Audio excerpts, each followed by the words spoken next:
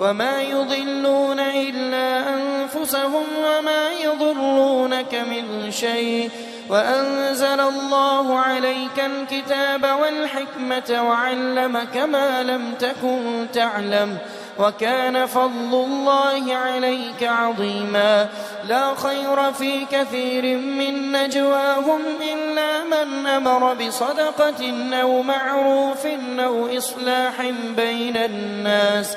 ومن يفعل ذلك ابتغاء مرضات الله فسوف نؤتيه أجرا عظيما ومن يشاقق الرسول من بعد ما تبين له الهدى ويتبع غير سبيل المؤمنين نوله ما تولى ونصله جهنم وساءت مصيرا إن الله لا يغفر أن يشرك به ويغفر ما دون ذلك لمن يشاء ومن يشرك بالله فقد ضل ضلالا بعيدا إن يدعون من دونه إلا إناثا وإن يدعون إلا شيطانا مريدا لعنه الله وقال لأتخذن من عبادك نصيبا مفروضا ولأضلنهم ولأمنينهم ولآمرنهم فليبتكن آذان الأنعام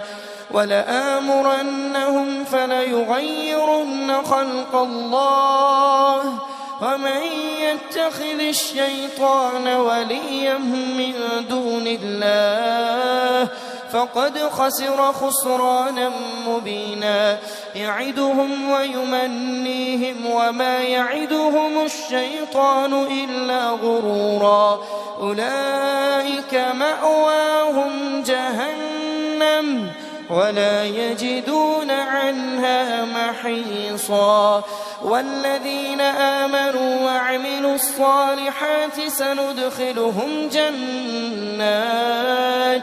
تجري من تحتها الأنهار خالدين فيها أبدا وعد الله حقا ومن أصدق من الله قيلا ليس بأمانيكم ولا أماني أهل الكتاب من يعمل سوءا يجز به ولا يجد له من دون الله وليا ولا نصيرا ومن يعمل من الصالحات من ذكر أو أنثى وهو مؤمن فأولئك يدخلون الجنة ولا يظلمون نقيرا ومن أحسن دينا ممن أسلم وجهه لله وهو محسن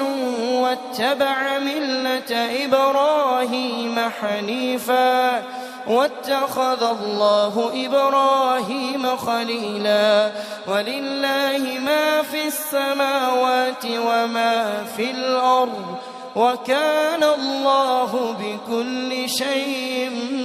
محيطا الله أكبر